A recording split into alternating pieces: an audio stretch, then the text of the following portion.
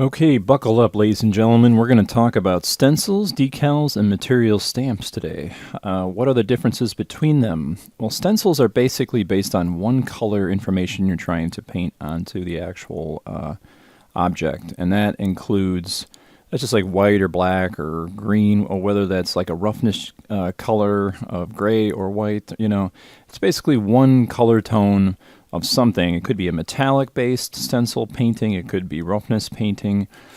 And stencils can be done in paint mode, as we've already shown in the past.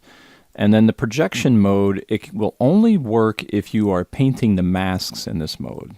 So very important. It can be very confusing when you're working in these, okay? So paint mode or projection mode, but only when you're doing masks. It will not allow you to do stencils in projection mode with the without going into a mask. Decals, on the other hand, are projection mode only, or should be projection mode only. You can technically, work in paint mode with them, but you can make them into a texture brush. But anyway, not important. This is where you deal with one channel, like you're painting a decal with multiple color information on it. So a typical, like a multicolored tattoo or something. That's going to require, that's something where you get into decals. And material stamps are basically decals on steroids. So what is it? It's a material stamp, and it has basically 5 different maps, or even more, of, a map that it completely created in Photoshop that is for base color, one that's completely created in Photoshop for roughness, for metallic, for normal. And material stamps are rather interesting because you can make some really cool materials. So the minute you project or you stamp on something, you're not just stamping color, multicolors, you're actually painting a roughness value. You're stamping in the metallic value, the normal value, the height value. So we're going to talk about all 3 of these. Let's go into Photoshop first. And here we are inside of Photoshop. And here are typical stencils. These are just black and white values captured from we take photography of the item you're trying to create. In this case, this was actually a newsstand, and we just took pictures of the actual setup here, or these things in black, and made them grayscale and gave them a nice transparency. Again, we were using like a color range select in here to get this. And then you have decals. You can see what the decals are. There's a series of decals in here that are different layers and so forth that you can kind of stick together here. This is just an example of what one of my students put together. And you can see over here that this is a good build. This is something that you could merge all these down. So you can do a flatten image here, and we'll say yes. And we have a single merge, where we have a transparency. Oops, let me undo that. Make sure that we get this background out of here. There we go. And then edit and go to flatten image. Layer, flatten image. There we go. Oop, did it again. What is going on here? Is there another layer up here? I think I'm just going to hit Control E. And just Control E all these guys all the way down until I get to the very end. There we go. So you can see I want that checkerboard pattern back there. Very important. We're going to talk about that a little bit later. And then we have the decal groups. And I created these. I just basically took the base color, and then I just duplicated the group, and all it has is the decal in it, as you can see here. And I just duplicated that group, and I made a couple of these maps. So I made a roughness map, which has the transparency back there, but a white value, that a roughness, meaning very, very rough. And then I have the metallic value set to black, meaning no metal. And then the height information that's set to 50% gray, or 128 roughly. In the value, and then the normal map, which is right here, which the default color for normal map is, I believe, 128, 128, and 255 for R, G, and B. So we'll talk about that in a minute, but first I want to talk about stencils and how they work. So here I have the preview setup here with the just ball here, and I'm going to import my stencils. So I'll just click on this little import button and hit add resource, and I'm going to go under my D drive here and pull that sucker out. So I'll do stencils, recall demo, and let's start with this is not it's not it. Hold on a second. So I have the stencils. I'll hit open. You have to define what it is. It is a texture. Import your resource to project folder. I'm going to hit import. So there is the actual texture file there. If I go to my projects folder, you can see there is the stencil.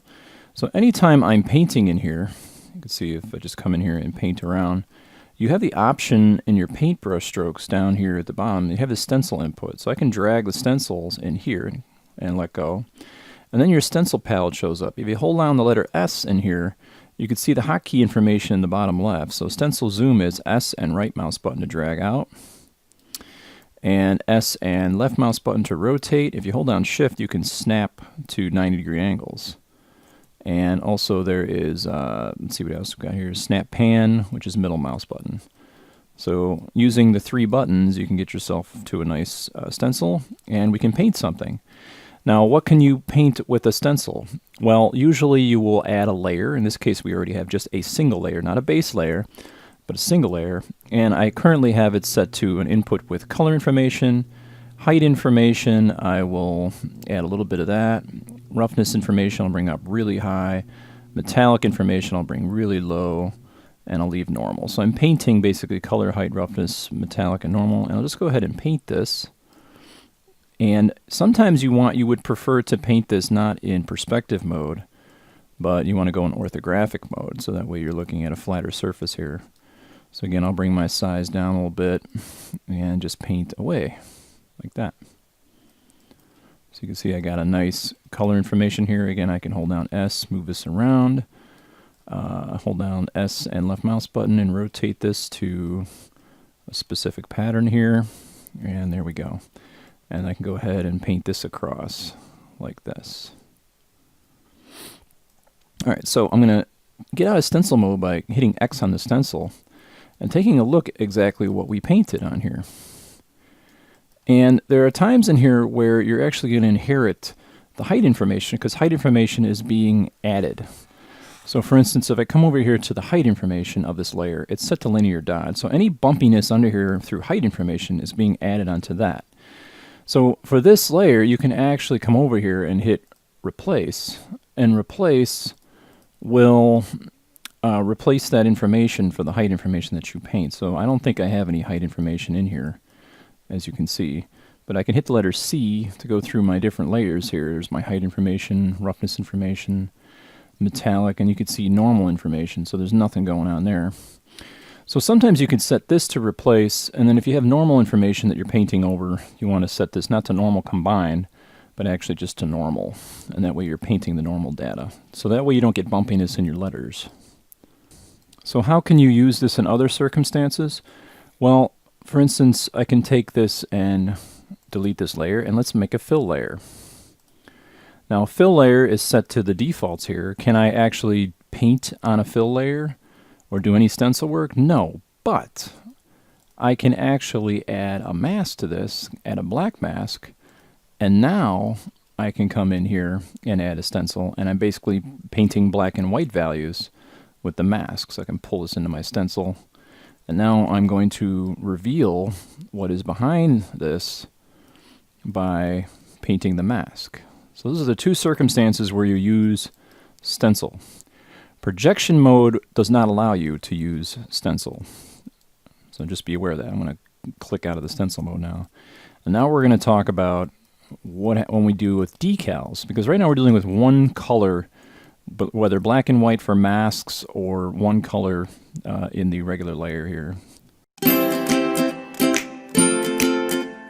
So decals are multicolor based little, stamps and so forth that you would put on something. In this case, we got different colors, blue, white, red. And this technique is not just limited to color base color information. You can use like a mountainous black and white image of mountains, or maybe a colored information for roughness.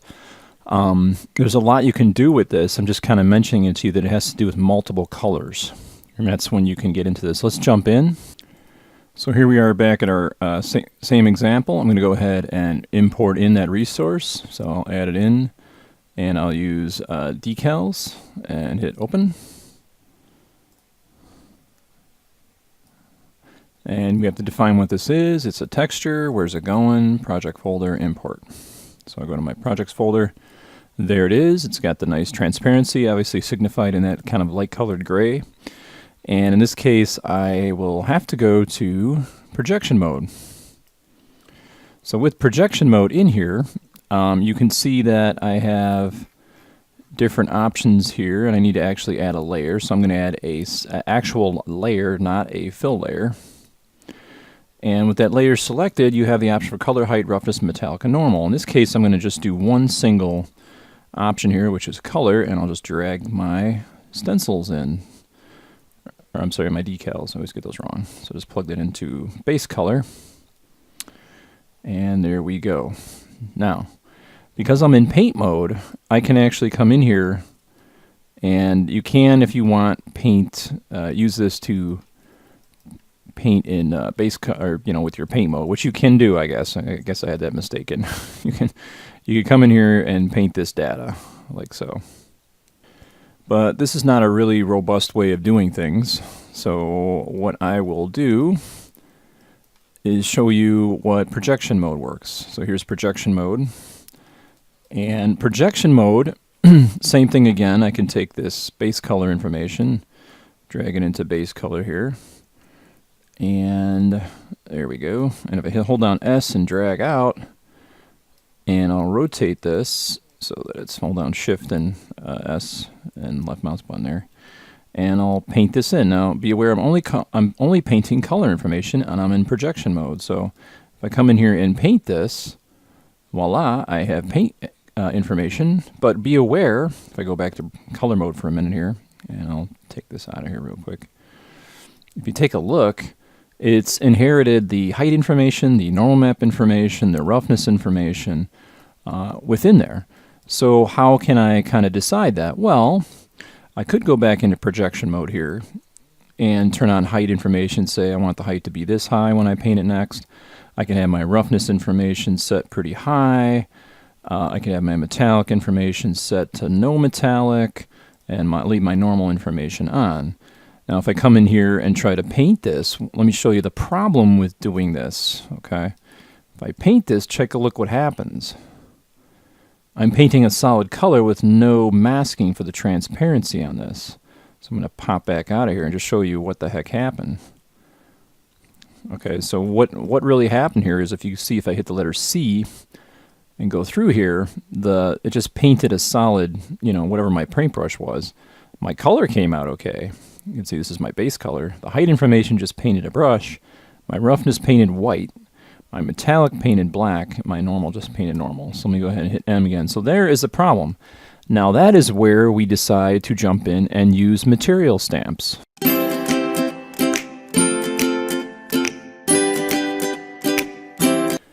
So we have our stencils here, and we need to make a whole bunch of maps. Like I mentioned before, we need to make a roughness map, a metallic map, a height map, a normal map, and the important thing is that it has this transparency. Now, wouldn't it be nice if we used an opacity channel inside of Substance Painter to do that, but that's not the way the opacity channel works. What we're talking about is transparency, not opaque or transparency, or opacity, sorry.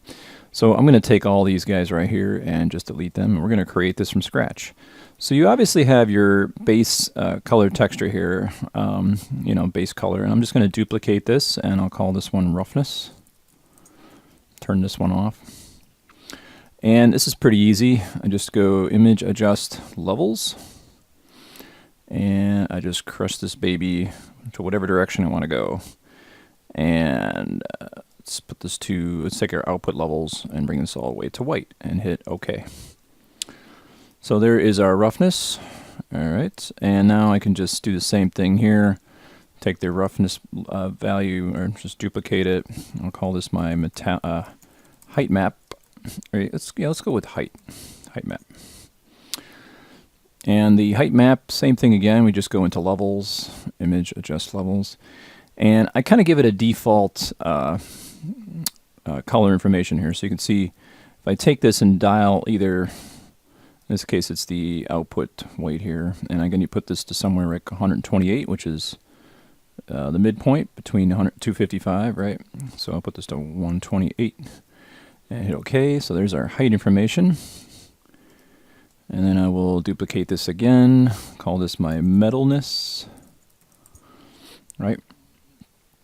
And with that, I will take a look at that map and do an image adjust levels and play with my output and make this black. And last but not least, I'm going to come in here and duplicate this. And this one I'm going to call normal. Alright, and on normal, what I'm going to do is do an edit fill. I'm going to turn on preserve transparency, and I'm going to choose the content to color. And I'm going to choose the value, you can dial it in here, 128, 128, 255. That's default normalized, or just kind of blank normal map. So I'm going to hit OK, and hit OK. So now I have that. So you're going to save all these out as different PSDs, and then we're going to import those inside of Substance Painter. So here we are inside of Painter, and I went ahead and just used the default sample, which is the tiled texture thing. I decided to create just a fill material here that has just a fill layer, and that fill layer has everything in it. Base color, it's exporting color, height, roughness, metal, and normal. So my base color has color information, my roughness has a roughness pattern, the metallic has a pattern, the normal has a pattern. So if I hit the letter C, you can see I go through these, and here's the metallic, the normal height, the base color, the height information, the roughness information has a specific tone in here, which I can make it dark or whatever, or I can add a map into it or something. So I'll hit the letter M, and this is all of it combined. I'm only showing this example because if you paint decals onto this stuff, you're going to inherit the bumpy values, and you're going to have to be very careful to paint around the edges. But I'm going to show you how we can paint these decals and just get them stuck on there, and we don't have to worry about the edges and having to paint the edges really close. So with that said, let's just go into our import button here and hit add resource, and I am going to jump into my D drive here and find my latest folder. I got so many folders in here, and here you can see I have my base color, height, metallic, normal, roughness, and I'm going to import those guys. If you click here and drag down, you can grab them all at once, and you can say I want this to be texture, and I want to bring this into my projects and say import. So here they all are. I'm going to make a layer because this will only work on a layer, so I will add a layer here. I'll call this the decal or material stamp example. And with that said, we can start plugging these all in. I got them all on: color, height, roughness, metallic, normal. I will take this, drop it into the color. I will take the height information, drag that in right there. I will take the roughness information, drag that in, and drag the metallic in, and finally the normal map. Seems like a lot of work, I know. You're probably like, oh my gosh, right? Make sure I am currently working at 4096 map. There we go. And now if I take this information, I can actually paint it in paint mode. I'm currently in paintbrush mode. So I could technically do this and paint this on. I want you to see what happens. We're going to still have an issue. So if I go ahead and just paint this. It painted, but it still inherited the normal map data. See that? Inherited the normal map data and the height information. So how do I kind of fix that? Well, all you got to keep in mind is whenever you're dealing with these material stamps is take your layer and go through each option and just make sure it's set to normal on all of them. So height is set to normal, roughness is set to normal, metallic is set to normal, and normal is set to normal. And voila, we have a stencil that is not inheriting the bumpiness at the bottom. Now we're going to try this in not just the paint mode, but we're going to try this in the actual projection mode now. So in projection mode, which is where we should be doing this, we're going to plug these in. So again, base color goes in here, height information goes in here, metallic, normal, and then finally roughness. All right. So now that we have that, I'm going to scale this back with the S key, find something that we can use really quick, and I'm going to snap forward here and do this here. If you'd like to see your decal opacity change, you can go here under this little camera and under this little box here, and you'll see this option for stencil opacity. So you can bring this up and down. And for some reason, I don't see why it's not working right now. Oops, that's the mesh, sorry. Here we go. So mesh display opacity. So you can bring this up and down depending on how you want to see it. And now I can go ahead and start to paint. So all I need to do right now is just to paint in here and take a look. Now that I have those settings all set to normal, if I paint in here, I'll have to be very close, obviously. I told you guys to keep these decals away from each other. But I can come in here, and if I need to, I can hit the erase key and, you know, come in here and erase these areas if I make a mistake, like that. Oops, there we go. So now I've painted what's called a material stamp. And again, if I take a look at it, I'll jump back into paint mode here so you can see it. You can see that it has a height information. If we take a look at different channels, I'll hit the letter C. The roughness information is there, right? Oops, I shouldn't have done that. There we go. Okay, so I hit the C buttons. I missed a little part right there in the projection, but that's okay. And you can see, like, this is the, what is this? The metallic information, the normal information, the normal height information, base color, and then you can see the height information. It's a little bit weird to read the height information sometimes. So whenever you're in the height information, you can go into this thing under your display settings saying use this green and red color here to dictate,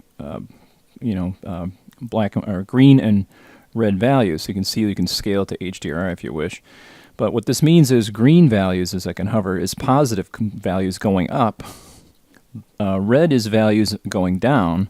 And actually, in this case, black values are basically staying put. So what does that mean? Well, if I want to add a filter, so if I go back and take a look at M, and I would say I want the depth to be higher so the stamp actually sticks out, I can do a couple of adjustments here to this layer. So with this layer selected, I can add a levels, like this, and I can adjust anything I want, whether that be the roughness information or the metallic information. I can go up to the roughness information, and I can hit the letter C to go through to the roughness information. You can see if I take this and play with it a little bit, let's see if it'll allow me to. I got to make sure this is set to roughness, this is set to roughness. There we go. So I can take this and dial the roughness value from white to black. So now if I take a look at this, it's nice and reflective and shiny. So you can play with this to your heart's content and make it a shiny, reflective type of reality. All right. At that same token, we can come in here and add another levels to this. We can set this to the metallic value. And if we hit the letter C to go to the metallic channel, I can bring up the white value to say make it metal now. So if I hit the M key to go back to material, it's now become metallic, plastic metallic, plastic metallic. So I'll make it metallic now. So now it has it's like a metal, like little sticker, so to speak. So all these things you can do, and then of course you can do this, it doesn't matter what it is. You can add another tool for anything, whether it be color information and so forth. The other last one I want to show you is adding levels for the height. So I'll take add levels, and this levels I'm going to set for the height information.